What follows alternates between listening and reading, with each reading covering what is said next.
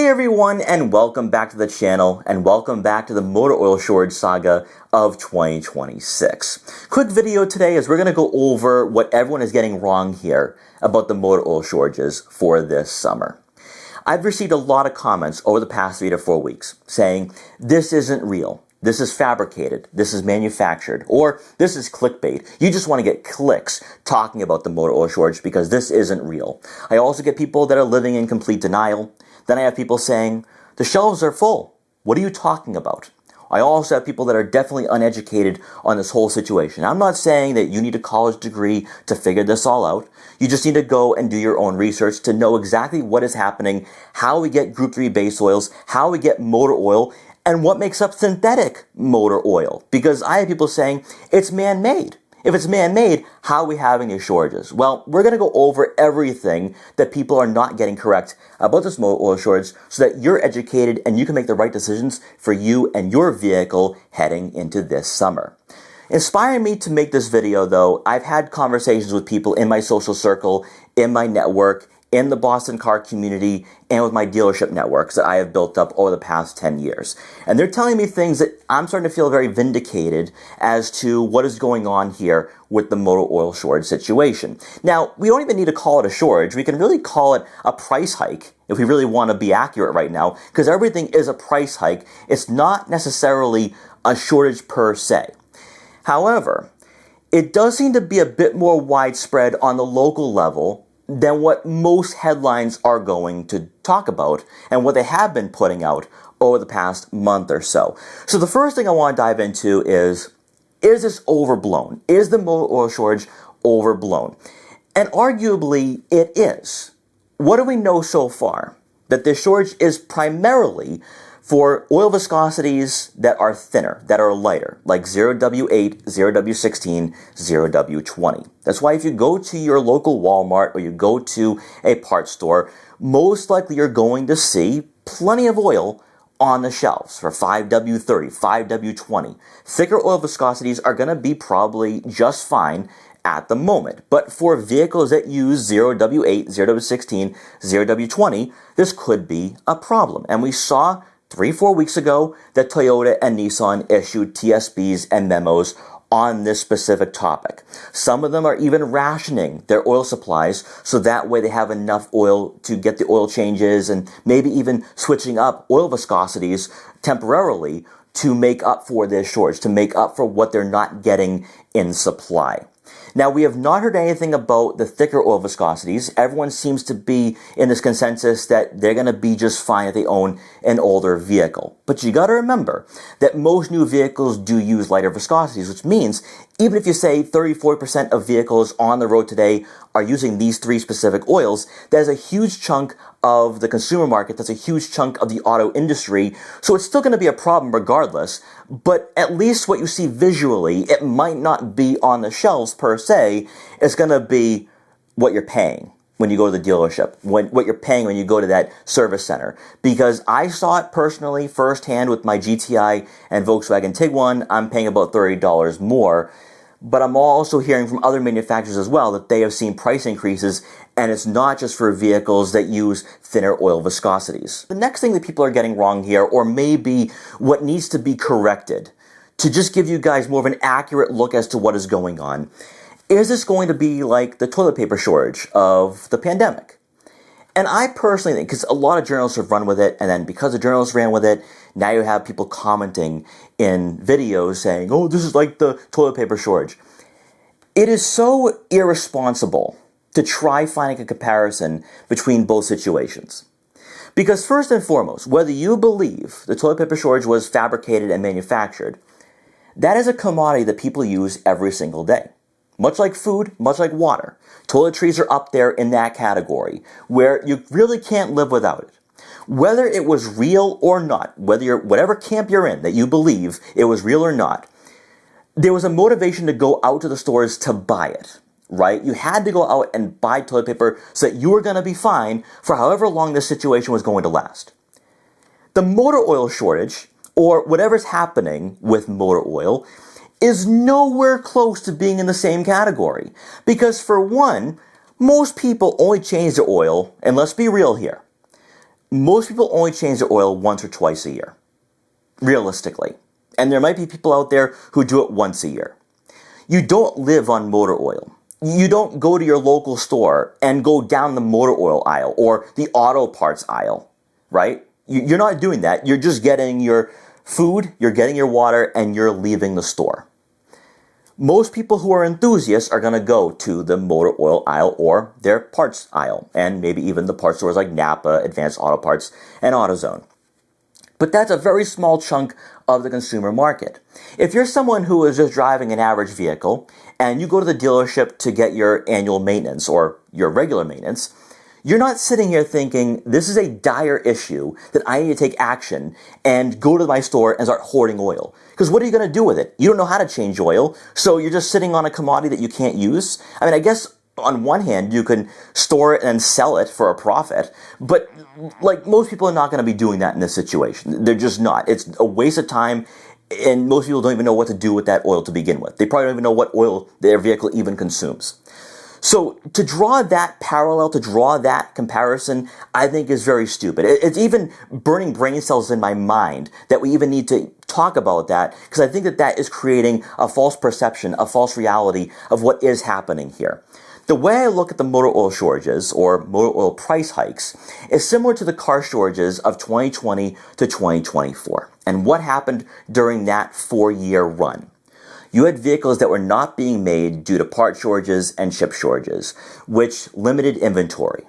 Now, back in 2021, 2022, there were vehicles that were getting on inventory. Some of them were already sold when they arrived.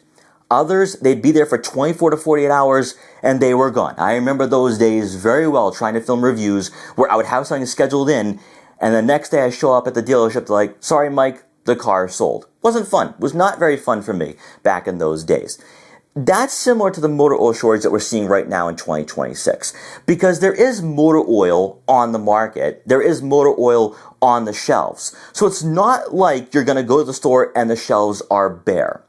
Also, unlike toilet paper, you have dealerships. You have specific businesses that focus on this.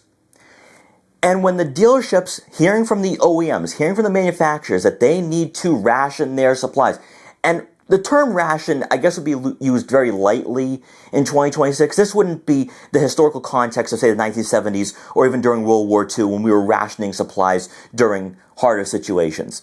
But in the modern context, they are rationing supply to make sure they have enough to make it through the summer and maybe even long term until these situations are remedied and fixed.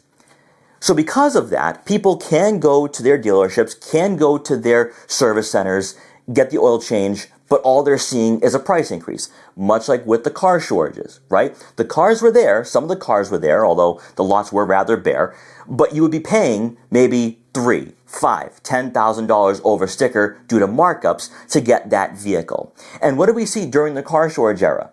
People weren't running to the dealerships to buy a car. In fact, we even saw with the annual sales in the US for brand new vehicles, there was a sharp dive in 2022 heading into 2023. So people stopped buying. They weren't dealing with that situation. They were not going to pay $5,000 over sticker. I think the same is going to play out with the motor oil as well. Most likely they're going to extend their window as to how long they're going to drive until they need to get their oil change. But then also, maybe some people are going to be smart, like I told them to last month, get your oil changed now. Because most likely, if you get your oil changed now, you're going to be good for 10,000 miles, as most OEMs recommend. And maybe by January or February, you won't be dealing with this. There won't be a shortage. But I do think that people who are like, this isn't real, this isn't going to happen, are going to be in for a rude awakening heading into the summer if they prolong this. And this leads me into the next thing that people are getting wrong. And that is our motor oil supply for at least the viscosities affected. That is 0W8, 0W16, and 0W20. They use Group 3 base oils. Now, the US does have refineries that makes Group 3 base oils, but only about 25% of the entire market. 44% comes from the Middle East. And then the rest comes from South Korea. Now, we're going to leave South Korea out of this for a minute. What's happening in the Middle East with the Strait of Hormuz being locked down, being shut down, blockaded, ships are not coming in and out, which means we are losing 44% of Group 3 base oils. Now, how are we getting these Group 3 base oils? How are they being made? Because everyone says this is synthetic oil is man-made, there shouldn't be a problem. There should be plenty of it. Well, synthetic oil is derived from crude oil, but also natural gas as well. And I love the people that come into my comment section talk about natural gas, because I don't think they have any idea how this is all made. So with natural gas, you have to turn a gas into a liquid. And to do that, you need refineries. And the largest refineries are in the Middle East. Shell, Mobil 1, they got hit during this whole situation. They got hit by drones. They got hit by missiles. So they're offline indefinitely. At least that's what we're hearing right now. But regardless of whether those refineries were hit or not, those ships are not leaving port. Those ships are not leaving the strait. So regardless of whatever happens, we're losing 44% of our supply almost immediately. Now in South Korea, we get the rest of our Group 3 base oils from them. They have refineries that make it. But their crude oil comes from the Middle East. And because of what's happening in the whole global supply chain, they have switched to making diesel and jet fuel. So we're not getting Group 3 base oils from them anymore. So now we're just relying on the American market. Now heading into 2027, Chevron and Mobil 1 are going to be retooling their refineries to make Group 3 base oils at a higher capacity. But that's still 1 year down the road. And for some of those refineries, it could be 2028, it could be 2029. So even in the short term, this is going to be a bit of a problem. Now, is this something you're going to be worrying about with your hair on fire? No, it is not. But you're going to be looking at price hikes. You're going to be looking at price increases until we get refineries in the U.S. that can make Group 3 base oils and cover all of that. For those of you who are still skeptical on this, that it's synthetic, this is fake, this is man-made. Even Valvoline has a fact checker on this. They have a Q&A telling us how synthetic motor oil is made, the additives, the chemicals, even just how it's made through natural gas. It's not an easy process. It's not something the U.S. currently makes. As much as most people think that we're energy independent, we are not in certain situations. Even gas, we're not fully independent on that, which is why we have gas prices high. And that is part of this industry that I do not dive into, I do not talk about. But in regards to the motor oil shortage, there are facts that are in the way that unfortunately most people do not want to accept. And one is the fact we do not make enough of Group 3 base oils, and then two, how it's made. The plants that make them, the plants that make most of it, is in the Middle East. And whether they're damaged or not, those ships are not coming to the United States anytime soon. So that's why I think what a lot of people are getting wrong here about this whole motor oil situation is that, one, it's going to be mostly price increases. It is not going to be what you see visually, at least not right now. That can always change down the road. That can always change within a couple of months because, as we all know, things can get worse, and right now, things don't really seem to be improving anytime soon. So I would say heading into the summer, yes, all the headlines about bare shelves, that was overblown. That was overhyped. Maybe that was clickbait. Although I have seen some shelves where there's no 0W20, there's no 0W16, no 0W8. So there is some realities there in that regard. Also, what's happening on the dealership side, what's happening when you go to get your oil change, that's all real too. Because a lot of this is what I'm hearing through the industry, what I'm hearing on ground level, a lot of this can't be verified nationally, so I'm not going to dive into that. But this does remind me a lot of the car shortages that we had a couple of years ago, because I don't think a lot of people understood just how bad that really was a couple of years ago. And with the motor oil shortage, yes, it is being overblown, but it's also not something to take lightly. That there is some inconveniences in the market. There are some inconveniences on the local level. There is inconveniences at the dealership level. And that if this continues longer than a couple of months, we might actually have some problems. But you got to remember, and I'm going to close out with putting everything into perspective. This is not a commodity you use every single day. This is not a commodity you consume every single day. It's not food, it's not water, it's not toiletries, which is why you're not going to be seeing people run to the shelves to get motor oil. But also, with this being a problem, having some restrictions on supplies, you're going to see price increases, and that is going to be the sticker shock. That is going to be the real problem in the short term. Long term, we still have to figure that all out, and we'll have to wait and see. That's a waiting game right now. But at least in the short term, no, you don't need to go run out and get motor oil. But in the long run, just make sure you're making the right choices. That's why I say, get your oil change now. Do it now. Because if the news is correct that we're going to have refineries online by 2027, this is not going to be an issue next year. This is not going to be an issue 1 year down the road. And in fact, maybe you're going to go back to reasonable pricing. But in the short term, if you need an oil change, if you're within that window, do it now. So that way you're not dealing with this during the summer and the fall.